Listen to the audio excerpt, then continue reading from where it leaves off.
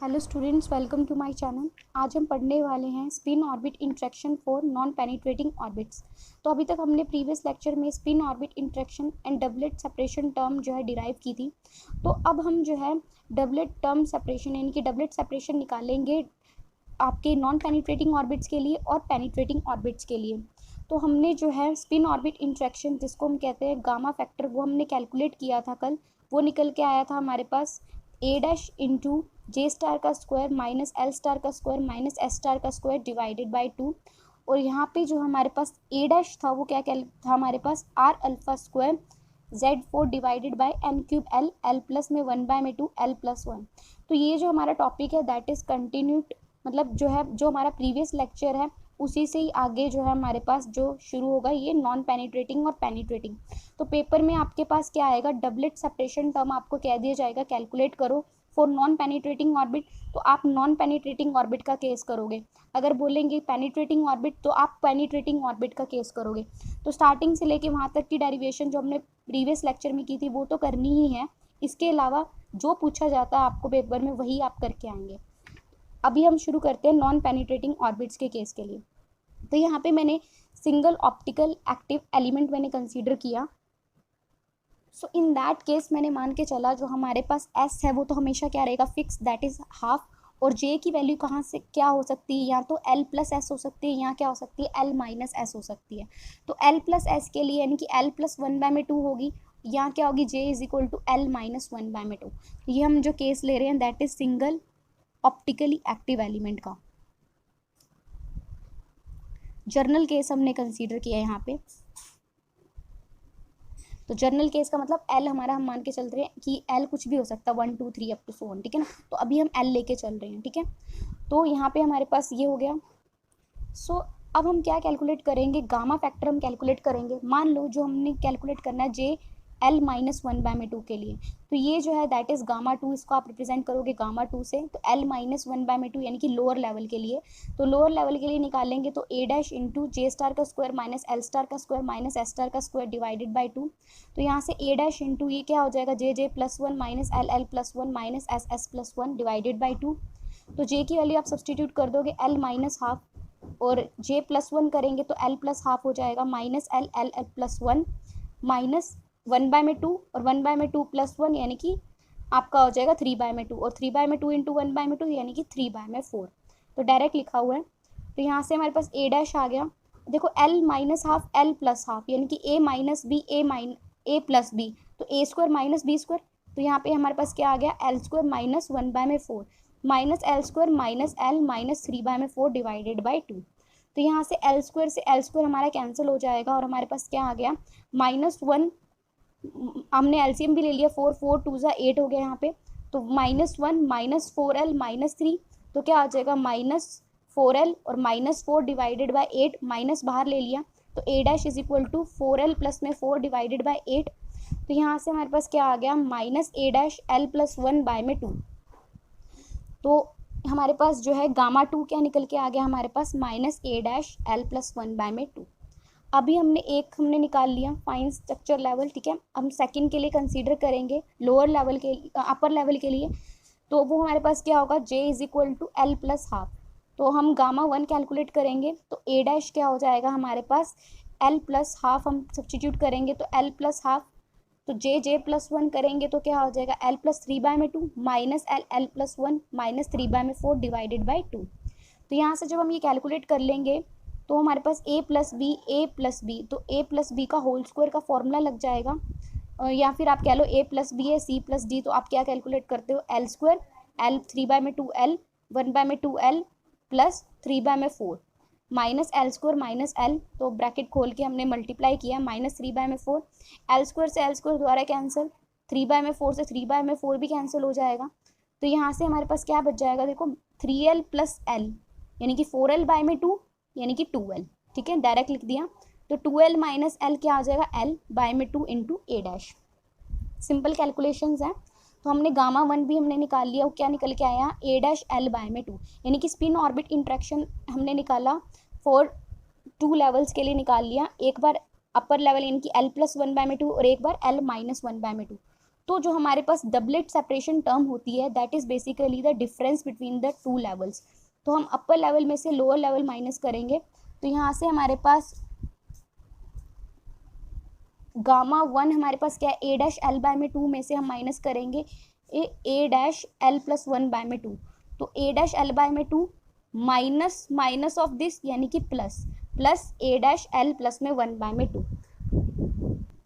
जब आप ये कैलकुलेट कर लोगे तो हमारे पास आ जाएगा ए डैश एल बाय में two A dash L by में टू, यानी कि ए डैश एल हो गया और एक बार क्या हो जाएगा प्लस ए डैश बाय में टू, तो क्या हो जाएगा A dash common L plus one by में टू। सो यहाँ पे हमारे पास क्या आ गया डेल्टा, यानी कि डबलेट सेपरेशन क्या निकल के आया हमारे पास जो हमने कैलकुलेट किया A dash L plus one by में टू। तो यहाँ से जो ए डैश है वो मैंने आपको बताया था वो क्या है R alpha square Z four N cube L divided by into L plus one by में two into L plus one into L plus one by में टू। तो एल प्लस वन बाय में टू से L plus one by में two cancel हो जाएगा आपका, तो हमारे पास डबलेट सेपरेशन क्या निकल के आ गई alpha R alpha square Z four, क्योंकि देखो बच्चे दो लेवल्स के बीच की सेपरेशन हमें क्या देती है डबलेट सेपरेशन, ठीक है। तो हमने दो लेवल्स निकाले, एक बार फर्स्ट लेवल और एक बार second level, upper level lower level दोनों का सेपरेशन हमें क्या दे देगा डबलेट सेपरेशन। तो R alpha square Z four by में N cube L L plus one. अब ये जो है बच्चे ये हमने कैलकुलेट किया हुआ है आर अल्फा स्क्वायर, आर क्या है रेडबर्ग कांस्टेंट है, अल्फा क्या है हमारे पास फाइन स्ट्रक्चर कांस्टेंट है। ये सब की वैल्यूज जब आप सब्स्टिट्यूट कर दोगे तो हमारा मल्टीप्लिकेशन करके जो हमारे पास आएगी टर्म वो आती है 5.82। तो ये रिजल्ट आपको याद रखना है। तो हमारे पास जो डबलेट सेपरेशन टर्म आ गई वो क्या निकल के आई 5.82 into Z four divided by N cube L L plus one. तो ये जो सेपरेशन टर्म निकल के आई है ये किसके लिए निकल के आई है non penetrating orbit. Non penetrating orbits are those orbits which do not penetrate the atomic core, जो एटॉमिक कोर में से पास नहीं करते हैं। जितने भी आपके एफ ब्लॉक एलिमेंट्स हैं that belongs to non penetrating orbits. तो ये हमारे पास क्या है इक्वेशन नंबर 17। अभी तक तो हम मान के चल रहे थे ये हमारे पास निकल के आ गया। अब हम मान के चलते हैं कि स्क्रीनिंग इफेक्ट अगर हम कंसीडर करें कि जो कोर इलेक्ट्रॉन के ऊपर जो है न्यूक्लियस का क्या लग रहा है स्क्रीनिंग इफेक्ट है, तो न्यूक्लियस का हम स्क्रीनिंग इफेक्ट कंसीडर करते हैं कोर इलेक्ट्रॉन्स के केस में, ठीक है ना। कोर इलेक्ट्रॉन्स की वजह से जो न्यूक्लियस का स्क्रीनिंग इफेक्ट जो लग रहा है, यानी कि जो स्क्रीनिंग इफेक्ट क्या होता है जो बहुत दूर वाले जो इलेक्ट्रॉन्स होते हैं उन पे जो है न्यूक्लियस का होल्ड कम रह जाता है। तो जो स्क्रीनिंग इफेक्ट जो लगेगा, क्योंकि देखो इसके अंदर और इलेक्ट्रॉन्स कहाँ तक लाई कर सकते हैं आपके, ठीक है, एफ ब्लॉक एलिमेंट्स हैं यानी कि बहुत दूर दूर तक इलेक्ट्रॉन्स हैं, तो उनके ऊपर कैसा इफेक्ट होगा न्यूक्लियस का स्क्रीनिंग इफेक्ट होगा। अगर हम स्क्रीनिंग इफेक्ट का कंसीडर करें डबलेट सेपरेशन टर्म के अंदर इफेक्ट, तो हमारे पास क्या आ जाएगा डबलेट सेपरेशन टर्म हमारे पास क्या निकल के आ जाएगी 5.82, तो क्या आ गई 5.82 into Z minus sigma, sigma क्या है दैट इज स्क्रीनिंग ऑफ, ठीक है ना, स्क्रीनिंग इफेक्ट, तो जेड माइनस सिग्मा की power 4 divided by N cube L L plus one. तो जो आउटर इलेक्ट्रॉन्स उन पे जो स्क्रीनिंग इफेक्ट लग रहा है वो हमने कंसीडर किया, तो टर्म सेपरेशन हमारे पास ये निकल के आ गई। तो यहाँ से क्लियर हो गया हमारे पास। तो ये जो हमने सारा केस किया था डबलेट सेपरेशन टर्म हमने कैलकुलेट करी फॉर नॉन पेनिट्रेटिंग ऑर्बिट।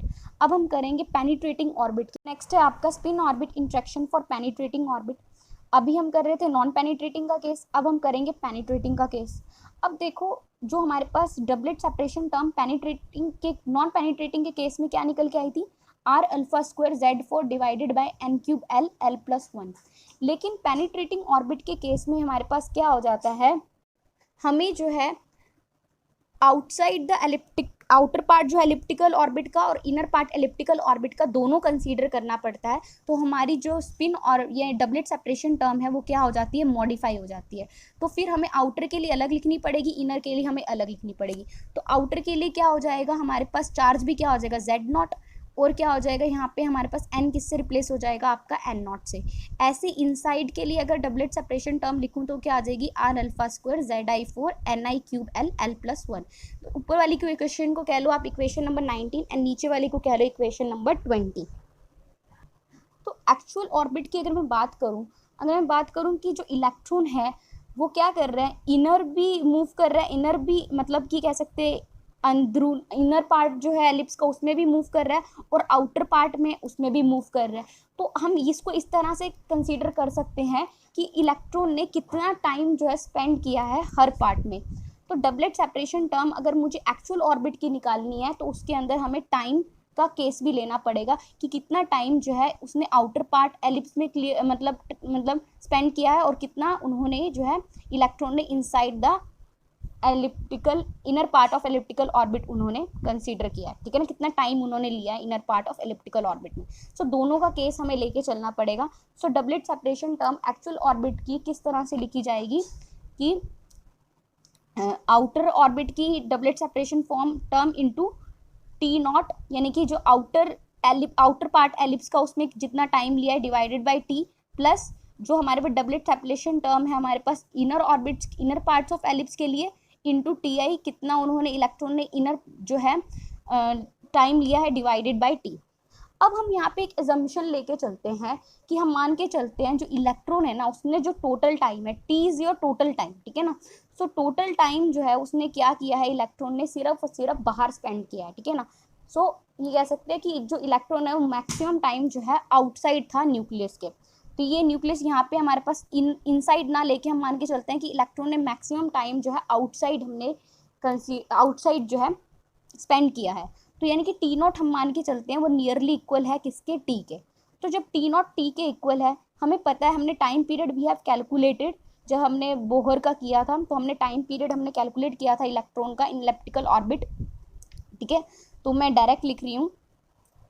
सो क्या आ जाएगा आपके पास N naught cube H cube 4 pi epsilon naught का whole square divided by 4 pi square M E 4 Z naught square. तो इसे कह लो इक्वेशन नंबर आप 22। अब ये तो हमने मान के चला जो टोटल टाइम जो है इलेक्ट्रॉन ने कहाँ स्पेंड किया, आउटसाइड द न्यूक्लियस स्पेंड किया, और वो किसके इक्वल है, टी के इक्वल है। अब हमें टोटल टाइम अगर मैं निकालूँ इनसाइड जो है इलेक्ट्रॉन ने कितना टाइम लिया है तो वो टी आई से रिप्रेजेंट करेंगे, तो वो आपके पास निकल के आएगा T I is equal to यहाँ पे क्या हो जाएगा N I cube H cube 4 pi epsilon naught का square 4 pi square M E 4 Z I square. इसे कह लो इक्वेशन नंबर 23। अब जो हमारे पास 1920 इक्वेशन है, सो 1920 इक्वेशन यानी कि ये वाली टर्म्स, और हमारे पास जो अभी हमने 22 23 लिखी है उसका यूज़ हम करेंगे 21 के अंदर। अब देखो ये वाली टर्म तो हमारे पास तो यही आ जाएगी R alpha square Z naught 4 divided by N cube L L plus 1। अब T naught divided by T, अब टी नॉट और टी दोनों क्या है, सेम है, तो क्या हो जाएगा, कैंसिल हो जाएगा, क्लियर होगी। और ऐसे ही ये वाली term into T I divided by T तो यहाँ पे रहेगा, तो टी आई को आप टी से डिवाइड करोगे। और एक और चीज, टी आई डिवाइडेड बाई जब आप टी करोगे तो टी किसके इक्वल है हमारे पास, टी नॉट के इक्वल है। सो टी आई यानी कि 22 डिवाइडेड बाई आप क्या करोगे 23 डिवाइडेड बाई आप क्या करोगे 22। तो कैलकुलेट करके हमारे पास आएगा, वो मैं लिख रही हूँ। तो वो आ जाएगा आपके पास R alpha square Z naught 4 divided by N naught cube L L plus 1, ये तो 1 हो जाएगा, ठीक है ना। तो T naught divided by T that is equal to 1। ऐसी R alpha square Z I 4 divided by N I cube L L plus 1, जब आप T I divided by T करोगे यानी कि टी नॉट डिवाइड करोगे तो हमारे पास सारी टर्म्स तो कैंसिल हो जाएंगी, सिर्फ और सिर्फ किसका फैक्टर रह जाएगा, एन आई क्यूब का और N divided by N naught cube into Z naught का स्क्वायर डिवाइडेड बाई क्या हो जाएगा आपके पास, यहाँ पे हमारे पास क्या आ जाएगा जेड नॉट का square divided by Z I का स्क्वायर। तो अपनी बुक में करेक्ट कर लेना। अब यहाँ पे हमारे पास क्या आ जाएगा आर अल्फा स्क्वायर एंड हमारे पास आर अल्फा स्क्वायर, ठीक है, R alpha square Z naught 4 divided by N naught cube L L plus 1, और बाकी ये वाली टर्म हमारे पास। तो यहाँ से हमारे पास जो कॉमन निकल रहा है वो लिख लेंगे, आर अल्फा स्क्वायर तो दोनों सब में से कॉमन है, इन दोनों में से कॉमन है आर अल्फा स्क्वायर, ये मल्टीप्लिकेशन में है तो आर अल्फा स्क्वायर तो दोनों में से कॉमन है, और एल एल प्लस 1 भी दोनों में से कॉमन है, तो हमने लिख लिया। तो जेड नॉट 4 डिवाइडेड बाई यहाँ पे क्या बच जाएगा एन नॉट क्यूब, और यहाँ से क्या बच जाएगा जेड आई 4। अब जेड आई 4 है, यहाँ पे जेड आई स्क्वायर है, तो क्या हो गया Z I square into Z naught square divided by N cube, यानी कि 2, और यहाँ पे 4 था, 4 माइनस 2 यानी कि 2 Z naught square divided by N naught cube. तो यहाँ से हमारे पास जेड नॉट का स्क्वायर कॉमन निकाल लेंगे आप, तो यहाँ पे क्या रह जाएगा जेड नॉट स्क्वायर, और यहाँ पे क्या रह जाएगा जेड आई का स्क्वायर। तो ये हमारे पास डबलेट सेपरेशन टर्म हमारे पास किसके लिए निकल के आ गई, ये आपके निकल के आ गई spin orbit interaction for penetrating orbit, ठीक है ना। पेनिट्रेटिंग ऑर्बिट के लिए डबलेट सेपरेशन टर्म निकल के आ गई, और इसे कह लो इक्वेशन नंबर 24। अब हम हैवियर एलिमेंट्स की अगर मैं बात करूं, जो हैवियर एलिमेंट्स होते हैं उसमें जो है न्यूक्लियर चार्ज की अगर मैं बात करूं, इनसाइड न्यूक्लियर चार्ज ज़्यादा होता है आउटसाइड न्यूक्लियर चार्ज से, ठीक है, हैवियर एलिमेंट्स में। तो उस केस में हमने मान के चला इनसाइड न्यूक्लियर चार्ज ज़्यादा है आपका जेड नॉट ई से, तो हम क्या कर सकते हैं कि यहाँ से हम क्या कर सकते हैं, R alpha square Z naught square, तो यहाँ पे ये ज़्यादा है इससे, तो क्या हो सकता है, इसको हम निग्लेक्ट कर सकते हैं, तो क्या आ जाएगा आपका Z I square divided by N naught cube L L plus 1।